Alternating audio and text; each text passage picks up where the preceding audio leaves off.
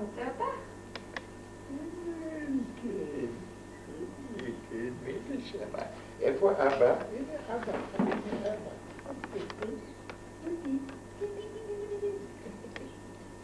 זה תמונה יפה, יפה, נכון.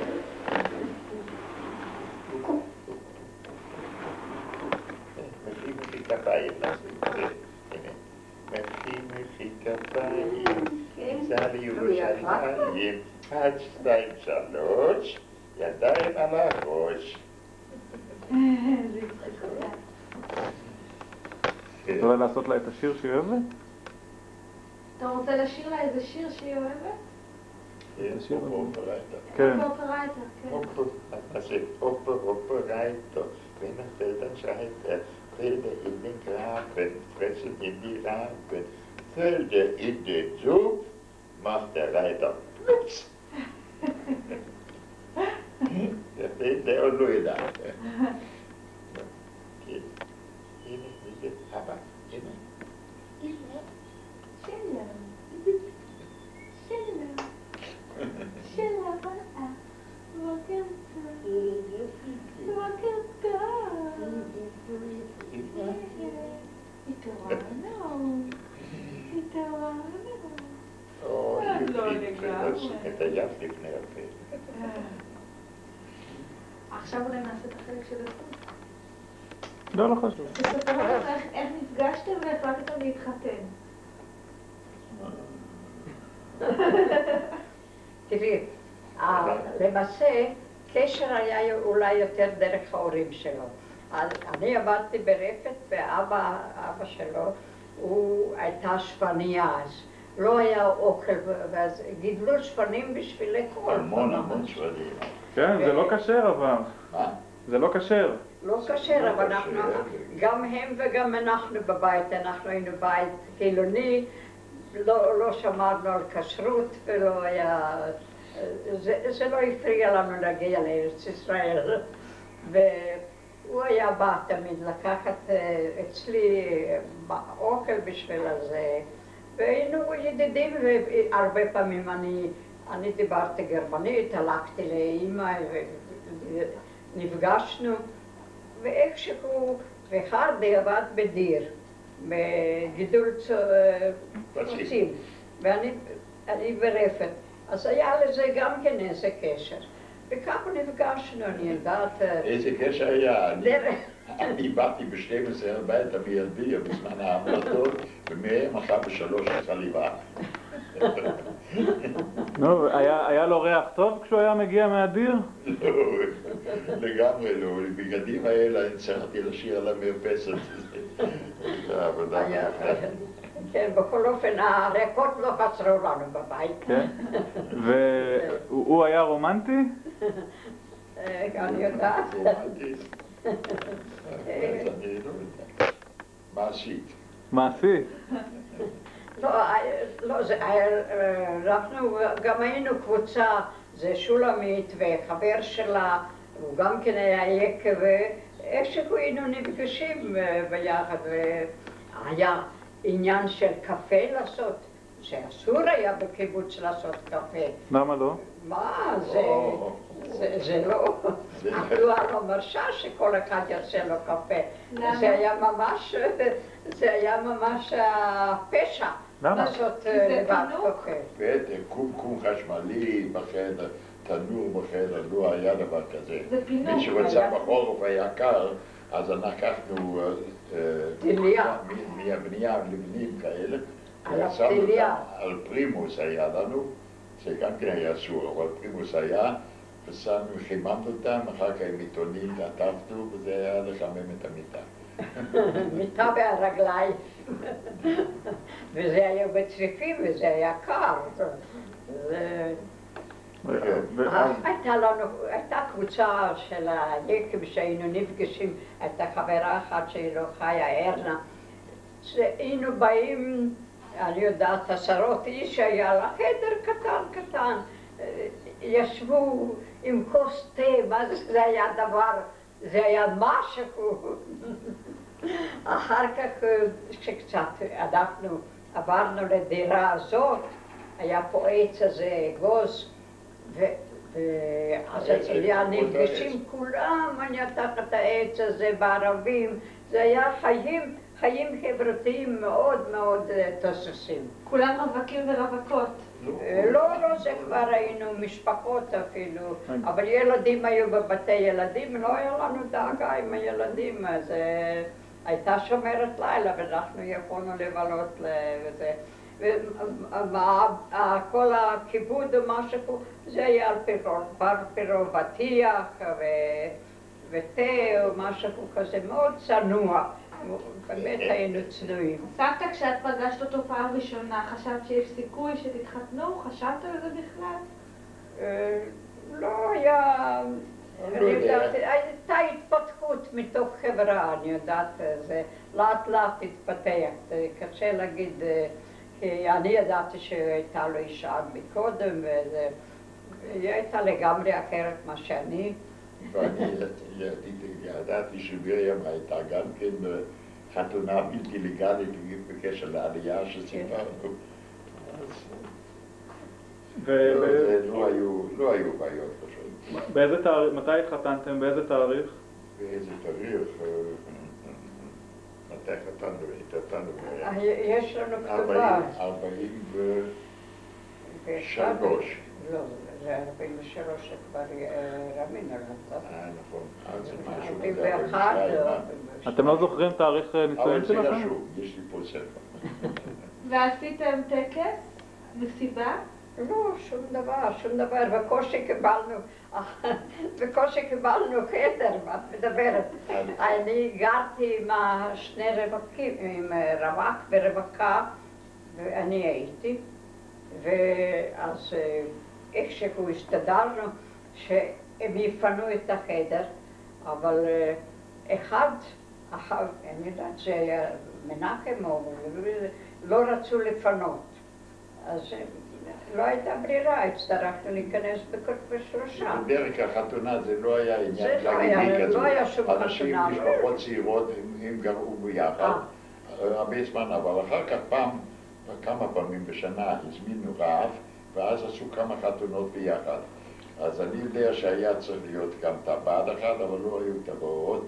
אז לאמא ז"ל, היא נתנה את הטבעת שלה והלך מאחד לשני, ומישהו היה כבר בהיריון, אז במקום זה נכנסה בחורה אחרת. עם סידור. גם זה היה. זרקה את הסידור במטבח ובאה לחופה. רגע, בשביל שהרב לא יראה שהיא בהיריון? זה הוא לא שם כל כך לב, הוא היה רגיל לדברים כאלה. ולמה עשיתם חתונה דתית אם הייתם כל כך לא דתיים? למה הרב עשה חתונה? למה בדרך כלל עם רב? כן. צריך לקבל איזה דוקומנטים, איזה תעודות, משהו. על מנת שילדים יהיו חוקיים, שלא יהיו ממזרים. נכון. טוב. אז בזה, הרבה פעמים עם החתונות האלו זה היה באמת, החתונות בשרשרת היו קוראים לזה. אחד נכנס וכדי יצא, אחד נכנס וכדי יצא, וזה הלך. זה היה, אתה יודע, זה כל כך ראו, כטבעי, בכלל לא, זה לא הפריע לנו. אז לא עשיתם אף פעם ירח דבש? לא, זה לא היה משהו פורמלי כזה, לא. כן, כשאנחנו החלטנו להיכנס לחדר, אז האימא של חרדה, היא סידרה לי וילונות, ונתנה לי כל מיני דברים, שיהיה לנו חדר יותר סימפטי. היא באמת עזרה לנו גם כן. אנחנו היינו מאוד ביחסים טובים. מאוד סימפטיים, ושמה היה בחדר מהארון, היה משולש, אז זה נקרא, אז שמו ממוטות עץ כאלה משולש, בפנים היו כמה מסמרים, ובווילון שמו לפני זה, זה ארון, זה היה בגודל של פינה בחדר. כלום. היינו פרימיטיביים מאוד. כיסאות היו בפח. פח מנפט שהיו מצפים באיזה בד, וזה היה כיסא. השולחן, אני לא זוכרת בעצמי, מה שגם כן זה לא היה צריך. עכשיו תספרו לנו על רמי, על הלידה של רמי, ואיזה מין ילד הוא היה. איזה ילד? הוא היה ילד חמוד. מתי הוא נולד? ילד טוב. נניח, טוב, יותר מאוחר שהוא כבר היה בן 5 או משהו, בגן, היה לפעם איזו סצנה מאוד לא נעימה. אנחנו הבאנו לו פעם, נתנו לו מתנה, איזה אולר כזה קטנצ'יק, בשביל לשחק. והוא בא והלך לישון, זה היה לו משחק. והייתה לו שם חברה אחת, ילדה שגם כן, למחרת האמא שלה באה אליי. מה עשיתם? איזה מתנה נתת? איזה צעצוע נתתם לילד? הוא יכול לבת שלי להוציא עיניים. אז אני אמרתי, נשבעתי, עד לבר מצווה הוא לא מקבל מאיתנו סכין או משהו, איזה מתנה כזאת. זה היה... אני מגלה לכם שאני שומע את זה פעם ראשונה. לא, אולי אתה לא זוכר את זה. אבל אני לא אשכח את זה, עד כמה שהיא עשתה לי סצנה בגלל זה שהוא בא עם המתנה כלשהי, עם הצעצוע כזה, וזה היה באמת צעצוע שאין מה לדבר, שיכול לקרוא משהו. מתי הוא נולד? הוא נולד ב-43. ב6 לאוגוסט. ב6 באוגוסט, והקרוב בנהריה הוא ב9 בספטמבר. רפי, כן. זה אני מאוד זוכרת. אבל זה גם על המשפחה של בנהריה, זה גם כן איזה דבר מעניין. האמא של רפי, היא גדלה ביחד איתם כמו אחות שלהם. כי היא נשארה בלי אימא, ואבא מסר אותה. בת דוד של ליהנזל, והיא התחתנה עם רפי, עם הנס. הם ההורים של רפי. כן, היינו בקשרים טובים בזמן. הוא היום עורך דין. למה קראתם לו רמי? למה קראתם לו אברהם רמי? רמי? לא, ולמה קראנו לו לרמי? רמי? למה קראנו לו רמי? זה היה אז רוח הזמן, שהיו נתנו כל מיני שמות כאלה. ארונה למשל נתנו שם, היא נולדה ביום שאבא של קרטי מת, ושמו היה ארון. וכשנודע לי את זה, אני לא יכולתי אחרת מאשר לתת לה שם מאשר לזכרת, מזכרת לסבא. זה היה מין רגש פנימי שאני הייתי מוכרחה לתת לה את השם. אומנם שם קצת יוצא דופן, אין הרבה שמות, אבל אחר כך נודעתי שיש עוד כמה שמות כאלה. מתי ארונה נולדה? היא נולדה ב2 באפריל, מאי? לא. אפריל. ארונה וצביקה באותו היום, 2 ביוני. לא ביוני, לא. אפריל. אפריל, בפסח, ערב פסח. איזה שנה? 47. ואיזו מין ילדה? ארונה בגלל זה השם, אבא באותו זמן נפטר, ושמו העברי היה אהרון, ונתנו לו שם ארונה. איזו מין ילדה ארונה הייתה? איזה טיפוס? תראי... לא היו בעיות מיוחדות. נכון? לא, היא הייתה חברתית והיה לה חברה טובה ותמיד... אחר כך בבית ספר באמת היו שם חברות, ילדות שלמדו מוזיקה ויותר, והייתה מורה שתמיד הייתה מדברת על החברה הזאת, עד כמה שהיא... שהיא, ואני יודעת שהיא היה פעם, אני אמרתי, תראי, סיפרו לי על זאת, על החברה, על דבורה שהיא כל כך מצחיקה. אז היא התעצבנה, אומרת, מה רק דבורה? נורא נעלבה מזה שאני כל כך אירחתי את החברות האחרות הייתה לה טענה שאני לא כל כך התקשבתי איתה, ומאוד הרקתי בחברות שלה. היא הייתה חברתית והיו לה חברים טובים. ורמי היה שובב? התלמידה? רמי. רמי היה שובב, לא. כן, הוא היה שובב. היה שובב, כן, היו לו הרבה, אולי 3 פעמים היו לו ספרים בגבוזי גבס. יד שכל מיני מקרים, כן, היה שובב. היה שובב. סבא היה מעורב בחינוך של הילדים? כן.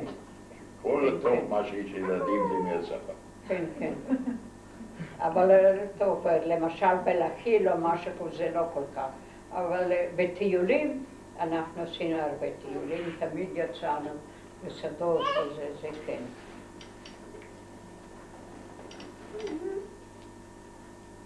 יצא לאמא? יצא לכל. בטח, אני שמחה לאכול. זה נסיעה לפני, אוכל לפני הנסיעה, כן. כן. ומה עוד יש לספר משהו מיוחד? ואיך היה גיל ההתבגרות של הילדים? הם עשו מהפכות או שהם היו ילדים טובים? תראה, אנחנו לא כל כך הרגשנו את זה, מכיוון שילדים גדלו בבתי ילדים. יכול להיות, אני דווקא אחר כך שעבדתי עם הילדים, אני ראיתי את כל מיני בעיות, כל מיני מרד, מה שהילדים התחילו לעשות, אבל דווקא לילדים שלנו לא. הייתה תקופה שאני עבדתי עם ילדים מכיתה א' עד לכיתה ז', אז בכיתה ז' הילדים כבר התחילו לסגור את עצמם ולהתחילו עם הסיגריה, וזה מאוד פגע בי, שאני ראיתי שהם סגרו את הדלת לפניי שאני לא יכולתי להיכנס, אז אני אמרתי, אם זה ככה אז אין לי יותר מה לעשות איתם, אני לא צריכה יותר לעבוד איתם, כי אני רציתי שיהיה לי קשר איתם, שהם יוכלו לדבר איתי חופשי, וזה כבר בכיתה ז' ראיתי שזה כבר לא הולך. זה היה בדרך כלל העניין של חינוך הילדים, שלא במסגרת של ההורים. ילדים היו בבתי ילדים, אחרי הצהריים 3 שעות, 4 שעות, הם היו בחדרי ההורים, וזה היה כזו. אבל היו כמה אמהות בעיקר שהתקוממו נגד זה, והיו גם כאלה ששברו את העניין הזה לפני שהיו החלטות, לקחו את הילדים לישון אצל ההורים, וזה היה אצלם. זה עניין יוצא מן הכלל, אבל היום זה בלתי אפשרי, היום הורים הצעירות שהתחתנו עכשיו ילדים, שהם חושבות על כך שילדים לא יהיו אצלם, זה בלתי מובן להם, בכלל לא על הדעת. אבל מה אתה חושב על כל העניין הזה? העניין הזה היה חייב מציאות, שהתנאים שלנו היו כל כך בעיקר בהתחלה פרימיטיביים, שזה מה שהיה בבתי ילדים, אנחנו לעולם לא היינו יכולים לתת להם שהם ביחד עם ההורים. אחר כך חוץ מזה, אוכל, כל הדברים האלה, ביחד זה לא כמו בבית פרטי. כל הדברים האלה היו בקולקטיב גדול, ולזה לא היו הילדים, הם טופלו בבית לצד הטוב ביותר. אני חושב שזה חוסר אפשרות לעשות את זה אחרת. היום יש תנאים לכל אחד בבית, ויש אמצעים נוספים לחברים, ובפרט עכשיו שהקיבוץ עומד לפני פירוק בעתיד הלא רחוק, אלא בצורה אחרת. נניח על דפנה יישאר, אבל אנחנו גם כן מתכוננים כבר לבתים נוספים פה בדפנה, לבנות לשכונה, ויש גם היום אחת ההכנסות של דפנה, שזה כל החברים שעזבו ושהתפנו הרבה דירות, וזה אנחנו מזכירים, וזה אחת ההכנסות של המשק היום. סבתא, תספרי לנו על סבא. מה הדבר שהוא הכי אוהב לאכול? מתוך הדברים שאת עושה לו או דברים אחרים? את תתביישי. טוב, כמו בכל משפחה, היו זמנים יפים שהיינו צעירים, יכולנו לנצל את הזמן לטיולים ולבילויים, אבל בילויים מאוד מאוד סולידיים. לא היה דבר כזה, כמו שקודם סיפרתי, שהיינו נפגשים עם החברה, איזה כיבודים ודברים כאלו, לא היה דבר שיכולנו להרשות לעצמנו ללכת עם מסעדה או משהו. אין דבר כזה. חדר אוכל היה... אבל מה המאכל האהוב עליו? המאכל שהוא אוהב המאכל האהוב?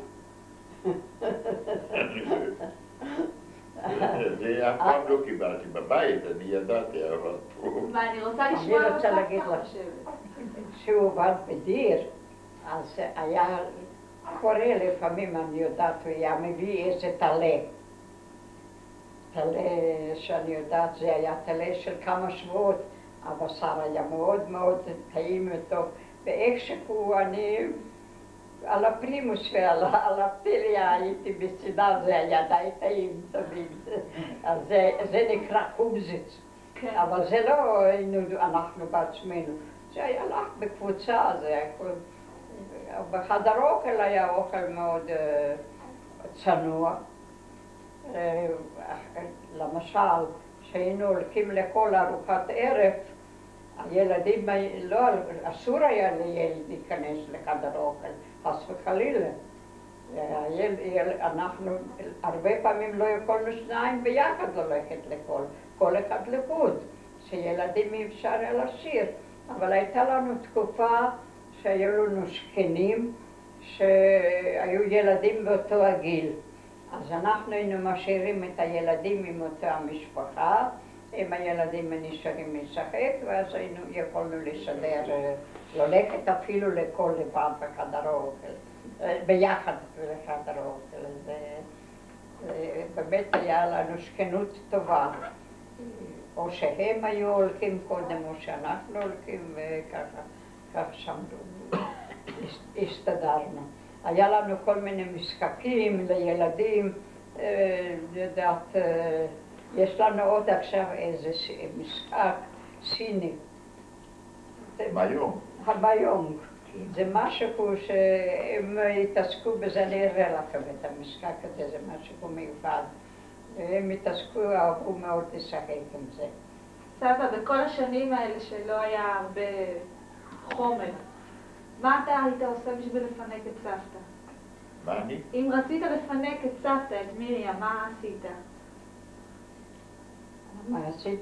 קנית מתנה? מיום הולדת קניתי לה מתנה, איזה שרשרת או משהו כזה, או איזה...